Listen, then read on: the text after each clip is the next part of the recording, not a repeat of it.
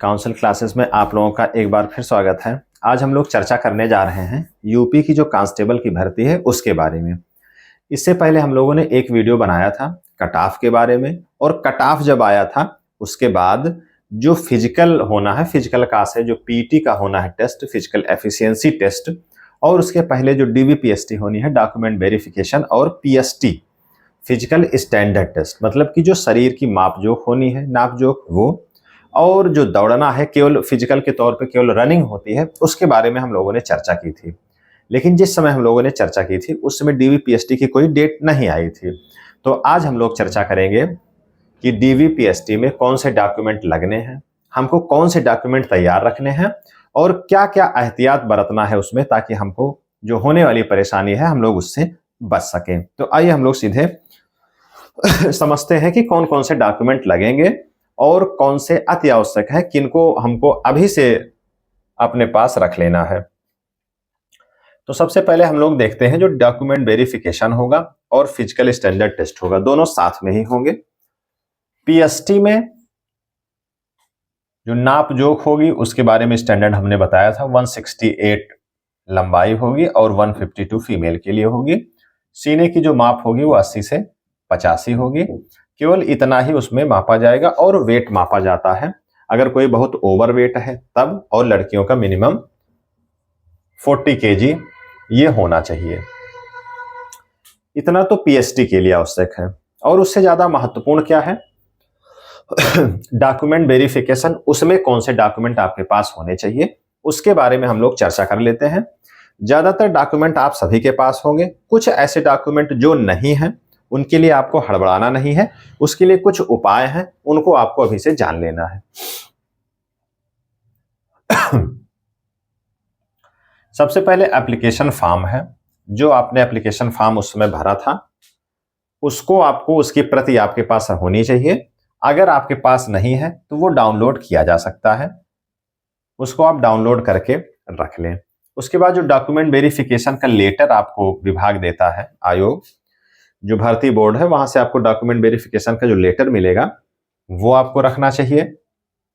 और इन सब की आपके पास 2 प्रति होनी चाहिए, लगेगी नहीं 2 प्रति, लेकिन आपको एहतियातन अपने पास रखना चाहिए। इन केस अगर कोई दिक्कत होती है, भीग जाता है, छूट जाता है, गिर जाता है, तो कम से कम आपके पास होना चाहिए, क्योंकि उस समय तत्काल में लोग ढूंढने लगते हैं, दौड़ने लगते हैं, साइट नहीं चलती है, कोई साइबर कैफे नहीं मिलता है, तो वहां पर परेशानी हो जाती है, वहां आपका नाम पुकारा जा रहा है और उस समय आप इसके जुगाड़ में लगे रहते हैं। उसके बाद 10th और 12th की मार्कशीट आपके पास होनी चाहिए, क्योंकि जो कांस्टेबल का पद है वो 12th वाली योग्यता का पद है, तो इससे ज्यादा का जो डॉक्यूमेंट है वो आपके किसी काम का नहीं है। अगर आप लगाना चाहे तो आप लगा सकते हैं, लेकिन जो मांग है वो केवल इसी की है। उसके बाद आपके पास निवास प्रमाण पत्र होना चाहिए। उत्तर प्रदेश के अभ्यर्थी जो हैं उनके लिए निवास प्रमाण पत्र चाहिए, इसी स्टेट का होना चाहिए। उसके बाद जाति प्रमाण पत्र हो, जो आरक्षित कैटेगरी के लोग हैं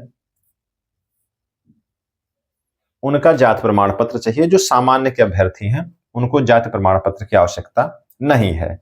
उसके बाद आधार कार्ड होना चाहिए। आधार कार्ड के अलावा एक आईडी आप अपने पास जरूर रखें, एक आईडी प्रूफ आपके पास जरूर हो। इन केस ऐसी कोई कंडीशन होती है कि आधार में अगर कोई चीज मिसमैच हो जाए तो उसको आप कहीं से वेरीफाई करा सके, ऐसी स्थिति न बने, इसलिए आपको एक आईडी प्रूफ अपने पास रखना है। उसके बाद अगर आपके पास एनसीसी सर्टिफिकेट है, ओ लेवल का सर्टिफिकेट है, चूंकि तमाम ऐसे पद हैं जिसमें ओ लेवल मांगा जाता है, यूपीपी कांस्टेबल का जो पद है उसमें नहीं मांगा जाता, लेकिन इसको अधिमानी अर्हता के रूप में माना जाता है, तो इसलिए आपको ये अपने पास जरूर रखना है। ये सारे जो है ओरिजिनल होने चाहिए, और उसके साथ आपको इसकी फोटो कॉपी भी रखनी है। 20 फोटो आपके पास हो, आवश्यकता इतने की पड़ती नहीं है, लेकिन आपके पास इतनी फोटो होनी चाहिए। उसके बाद सबसे महत्वपूर्ण बात यह है कि इस बारे में बिल्कुल आप अपने मन से भ्रम निकाल दें कि जो ये फोटो है वो एप्लीकेशन के समय जो आपने लगाई है वही फोटो होनी चाहिए, ऐसा कहीं कुछ नहीं है। इसमें बिल्कुल घबराने की आवश्यकता नहीं है। अगर उस समय की फोटो आपके पास है तो वो बहुत अच्छा है। नहीं है तो आपके पास लेटेस्ट फोटो होनी चाहिए, सामान्य फोटो हो जिसमें आपका चेहरा ठीक ठाक दिख रहा हो, ऐसी फोटो आपके पास होनी चाहिए। इससे कोई दिक्कत नहीं है। अगर कोई बताता है कि वही फोटो चाहिए तो आपको इस बात से बिल्कुल घबराने की आवश्यकता नहीं है। तो ये डॉक्यूमेंट हो गए जो आपको वहां पर लेके जाना है। इन सब का 2 सेट आपको बना लेना है। ओरिजिनल के साथ में 2 फोटोकॉपी आपके पास होनी चाहिए। सेल्फ अटेस्टेड आप उसको करके रख लें। लेकिन यह जानने की आवश्यकता आपको केवल एक की ही पड़ेगी, लेकिन ऐसी कोई स्थिति बनती है तो दूसरा सेट भी आपका बिल्कुल तैयार होना चाहिए। उसके बाद सबसे महत्वपूर्ण बिंदु यह है शपथ पत्र। यह मांगा नहीं गया है कहीं बोर्ड के द्वारा, शपथ पत्र की कोई आवश्यकता नहीं है। आप यहां से ये ना समझे कि ये जरूरी है, आप इसको बनवा ही लें। इन केस अगर आप अपने डॉक्यूमेंट में कहीं भी कोई अनुचित चीज पाते हैं, कोई मिसमैच होता है, नाम, कोई दिक्कत, इतना कम समय है अब, उसको आप सही नहीं करा सकते हैं किसी भी डॉक्यूमेंट में, तो उससे संदर्भित आपके पास एक शपथ पत्र होना चाहिए। अगर आपकी कोई दिक्कत है तो आप एक शपथ पत्र उसको बनवा करके लेके जाएं कि हमारे नाम में, पिताजी के नाम में कहीं भी कोई ये दिक्कत है डेट ऑफ बर्थ को छोड़ करके। इसके लिए शपथ पत्र काम नहीं करेगा। डेट ऑफ बर्थ अगर कहीं मिसमैच होता है तो उसको आप नहीं सही कर सकते हैं। केवल नाम में अगर कोई त्रुटि है, इधर उधर थोड़ा बहुत हेर फेर है, तो उसके लिए आप शपथ पत्र एहतियातन अपने पास रखें, चूंकि बहुत गौर नहीं किया जाएगा उसमें। लेकिन अगर कोई बड़ी त्रुटि है तो ये शपथ पत्र आपका वहां पर काम कर सकता है। तो ये इतनी महत्वपूर्ण बातें हैं डॉक्यूमेंट वेरिफिकेशन के संदर्भ में। जो डॉक्यूमेंट है इतना होना चाहिए, इसकी फोटोकॉपी होनी चाहिए। इसको दिखाने के बाद आप पीएसटी के बारे में हमने बताया कि इतनी आपकी लंबाई होनी चाहिए। ये लंबाई आप पहले से चेक कर लें, महिला हो चाहे पुरुष हो। सीने का जो माप है इसको आप फुला करके देख लें, अपने यहां से फीते से नाप करके। और कैसे आप 5 सेंटीमीटर फुला पाएंगे, जिनको थोड़ी सी दिक्कत है, क्या प्रक्रिया अपनानी है, उसी प्रक्रिया के साथ आपको वहां पर काम करना है। क्योंकि वहां पर इतनी थोड़ी सी शिथिलता रहती है कि आपको मौका दिया जाता है।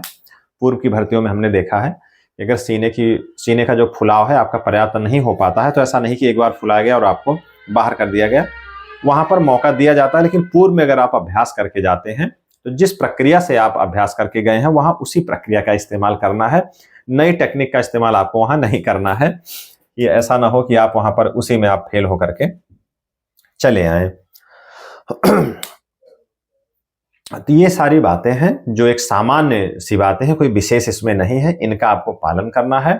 पूर्व में आप अगर अभ्यास करके जाएंगे तो वहां आपको आसानी होगी। आपकी लंबाई जितनी है उसको आप नाप लें, 168 के ऊपर है तो आप निश्चित तौर पे बेफिक्र होकर के वहां प्रतिभाग करें। जो भी डॉक्यूमेंट है आप उनको सहेज करके, संभाल करके, फाइल बना करके अलग अलग रख लें। तब आपको जो वहां दिक्कतें हैं उनमें आपको जूझना नहीं पड़ेगा। अन्यथा की स्थिति में ज्यादातर लोगों को हमने देखा है, किसी के पास फोटो नहीं है, किसी की फोटो कहीं रह गई है, एक सेट बनाए हैं उसमें कोई डॉक्यूमेंट रह गया है, फॉर्म डाउनलोड नहीं किए हैं, उनको लगा कि हमारे पास है, पुराना नहीं है, फिर डाउनलोड कर रहे हैं, साइट नहीं चल रही, वहां पर आसपास बैग लिए टहल रहे हैं। तो ये सारी दिक्कतों का सामना आपको ना करना पड़े, इसलिए एक मेरा प्रयास है कि इतने सारे डॉक्यूमेंट को आप अपने पास सहेज कर रख लें। क्योंकि ये पूर्व में बताया गया था कि 26 दिसंबर से 2024 डॉक्यूमेंट वेरिफिकेशन स्टार्ट हो जाएगा। अब किस डेट में आपका रहेगा ये आप जो है भर्ती की जो बोर्ड है उसकी साइट पर आप जाकर के देख सकते हैं। इसके बाद इतना सब होने के बाद फिर आपको पीईटी, फिजिकल एफिशिएंसी टेस्ट, जो शारीरिक दक्षता परीक्षा है, उसमें आपको फिर प्रतिभाग करना है। इसमें जो लोग फिट पाए जाते हैं उनको दौड़ने का अवसर मिलेगा। ये इतने किलोमीटर आपको दौड़ना है। इसका अभ्यास आप अभी से करते रहे, चूंकि ठंडी का मौसम आ गया है, दौड़ने में कोई दिक्कत नहीं है।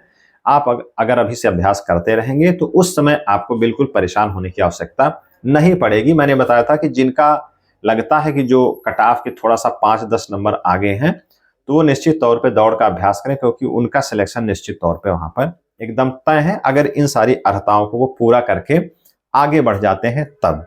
क्योंकि अगर लंबाई उनकी कम पड़ जाती है तो उसमें कोई जुगाड़ मेरे समझ से नहीं लगेगा। और किसी मामले में कहीं आप कुछ कर सकते हैं, अनुनय विनय कर सकते हैं, लेकिन लंबाई में अगर अंतर आता है तो उसमें कोई अनुनय विनय की गुंजाइश नहीं रह जाती है। तो अगर आपकी लंबाई पूरी है, ये सब सारे डॉक्यूमेंट आपके पास अभी तत्काल में मौजूद हैं, तो आप अपना अगला कार्यक्रम आप अपना सुनिश्चित करके पीटी की तैयारी आप जोशो खरोश से एकदम करें और एक पद अपना सुनिश्चित करें। बस इतनी सी जानकारी देनी थी। आज की क्लास हम लोग यहीं पे करते हैं समाप्त। मिलते हैं नेक्स्ट जानकारी के साथ। धन्यवाद।